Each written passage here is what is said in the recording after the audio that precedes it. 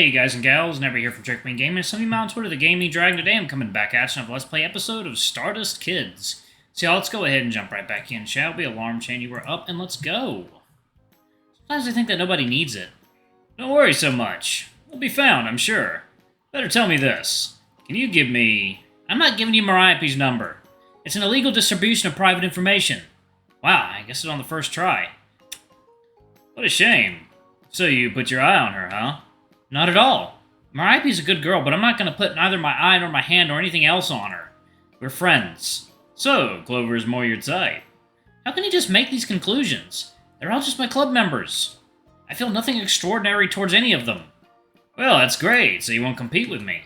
Then, how about some help, huh? A small friendly number delivering. He couldn't finish it because he bumped into somebody. Again. Life doesn't teach him anything. You should watch where you go. I looked up, but there, where I expected to see the face of a victim of David's negligence, I met only a muscular covered with a black t-shirt chest. Oh no. It can't be! This very big guy that was hunting David! We ran as fast as we could. Seth rushed without asking any extra questions. He thinks fast. I didn't know that this man was chasing us, but I didn't really want to check. I think if I look around, then I'll meet my death face to face. We hurried up. Not surprising, but now I felt nothing. Neither muscle pain, nor tiredness, nor fear, nor thirst. David was running a little ahead. It's been an experience of chases, but he survived. Good. Let him run. If I catch him, I will definitely kill him. This day seems to me like some ridiculous dream. As soon as I crossed the threshold of my own house, I fell at once. Right there in the hall. I lied and stared at the ceiling, thinking about the fact that I won't be surprised if my legs would fail tomorrow. I've never run like that before. After we ensured that we were safe, David offered to celebrate our rescue by going to a cinema to his friend. Yeah, everything I want on a hot day. I'm all sweating is to rush into a stuffy cinema. David was successfully sent home away from trouble, and Seth and I also went home. Almost immediately, I realized that I haven't bought milk. But my legs hurt so much that I don't want to move. I mean, I want to move, I just can't. The day lasts unpleasantly long. Dinner is cooked, dishes are washed, the house is cleaned. I have no idea what to do. I must switch from studying mode to holidays mode. The heat is unbearable. Or am I running a temperature? Temperature's alright. I think nothing can help me better than a cold shower. That's better. I sat on the couch and with the corner of my eye I noticed my phone flashing. My parents call me? Ah, it's just Romano. Right, Romano! I totally forgot to return his phone. It's strange that he didn't write me earlier. I have no idea how he could survive that whole day without his phone. Hey, Kurt, I urgently need something from my phone. Help me out. Long story short, open XXX folder. There you'll find 3 more items. You need to open the first one and send me all the photos with 1543 in the end of the names. There are about 20 of them. Where's the folder? Memory card files. Yeah, I see. I have attached the necessary pictures.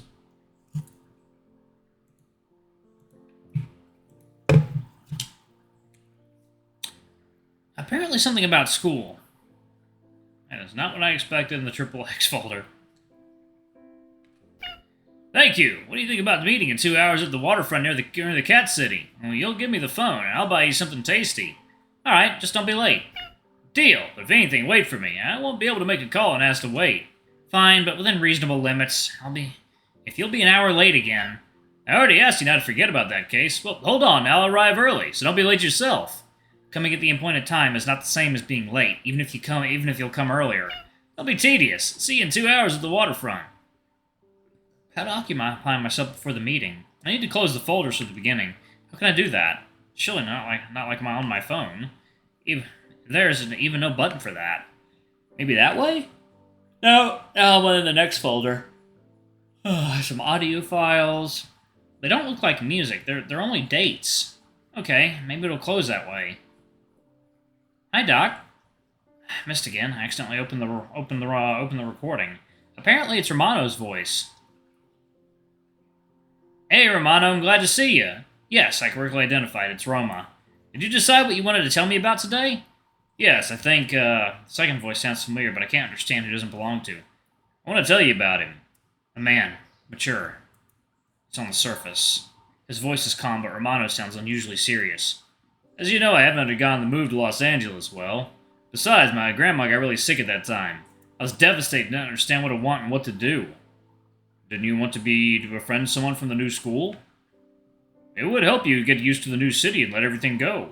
A shiver ran down my spine and reached my very neck. I did not. Why not? This recording surely wasn't meant for my ears. The blood pounded my temples. Nobody would understand me. I couldn't focus on anything. I raised my finger over the pause button, involuntarily hesitating before making the decision. It'd be better if I stop it right now. All the time I was haunted by a feeling like I was in a vacuum. I shouldn't interfere with his personal life in such a brazen way. On the other side, if everything was so clear, I would have pressed the stop button long ago. I didn't want to play. I didn't want to walk. I didn't want to eat. I didn't want to take pictures. I want to know what's happening with him. Is it idle curiosity or what? The rest of the file. Seems like a big decision. To listen or not to listen? That is the question. We're gonna fucking listen. Yeah, we're gonna fucking listen, y'all. Alright, give me 1 second. Water time. Alright, guys and gals, and we are back. Let's jump back into it, shall we? We are going to hear the rest of the file. Oh, and I was looking at the old photos for a long time. This void retreated for a while, and I could feel my heart aching. My finger's still above the button. I can stop the recording at any time. Nathan, I don't even remember how we met. I think at Pete's spot match, he sat next to me. Who's Nathan? Someone from our school? I don't remember what we were talking about. We went to some school, but he was 1 year older. He knew very much about Canada. Spoke French and Italian with me, although he never had been either to France nor Italy. It seemed like he knew everything. So it was back in Canada before Romano moved to us in Los Angeles. An awesome young man. I don't have to look for a friend. He found me himself. Not much really existed for me back then. But a will to live definitely woke up inside me. Then I thought that there was nothing but our friendship. It was something private, something closed, something secret, something that belonged only to us. I involuntarily held my breath. Our secret lair was expanding a bit. We brought there everything that was important to us and shared it for two. On my birthday, he gave me a ferret, Forge, living, soft, and warm. And I gave him collected works of Dumas he wanted so much. Uncle Roy, Nate, and I together put up wallpapers of the landscape I once took in Canada. We're very similar. He lost part of his family, too, his mother and sister. It happened before my parents died. I shuddered. My throat is dry. I should have turned off this recording before. I encroached on something innermost, something so personal that Romano himself would hardly tell me. I knew nothing about his family, but now I see. It can't be clearer. He lost his parents and friends of his family. The Waynes. The Waynes adopted Roma. I can barely imagine what he was feeling and what he's feeling now. At school, he wasn't really friendly to his classmates and peers, but he always was honest and open to me. He became very close. Did that make you feel better? I listened to every word, afraid to miss any detail. Yeah, sure. I studied wonderfully, made many pictures. The classmates began to reach out to me. Did your world become wide enough to let in somebody else? No, I mean, not really. I liked everything. The guys started conversation with me themselves, and I was answering them. They were friendly and kind. Nate must have thought I was abandoning him, that I don't need him anymore, although I think in his heart he understood that it wasn't so. At some point, he just stopped answering my messages and calls.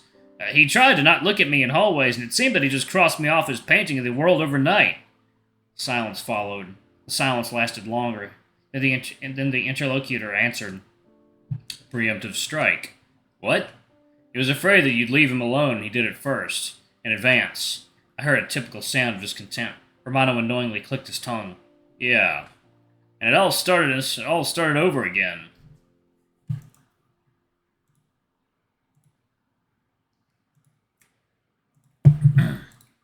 But it became much worse. I couldn't focus on anything. Pills didn't help. The only place where I felt good was my room, where I can at the same time look at the hot beach of Los Angeles and at the icy heath of Canada. Did vacuum return too?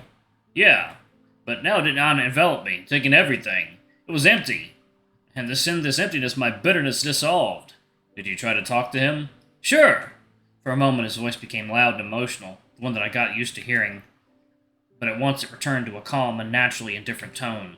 There weren't enough troubles and in a few months of my isolation, grandmother died. Grandpa and I were left completely alone, you see. I came to school that day. Didn't know who else I should go to. I found him and blurted out everything. I expected him to comfort me, that he would have at least one kind word. What did he say? This crone finally died. Fewer problems. That's all he said. I don't know what reasons Nathan had to leave Romano alone, but I can try to understand that. Yet nothing justifies those words. He was a friend of some idiot. Such a funny story, I told you, right? My time is up, Doc. Thank you for listening.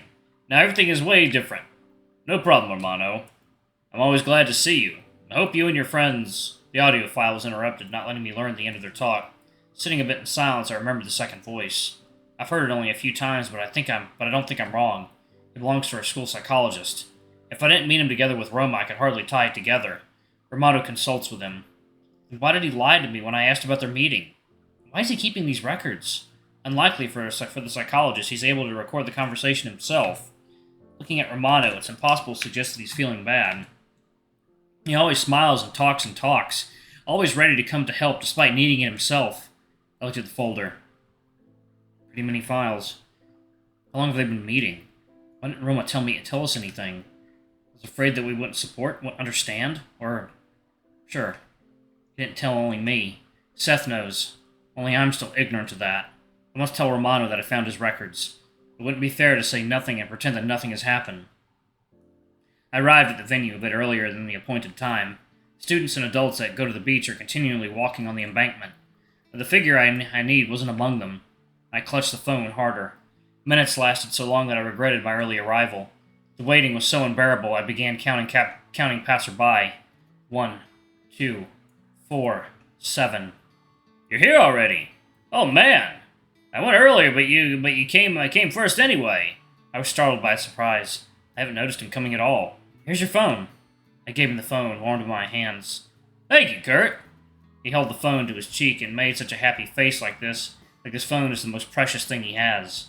Do you want to talk, take a small walk? Let's go. We walked along the paved embankment.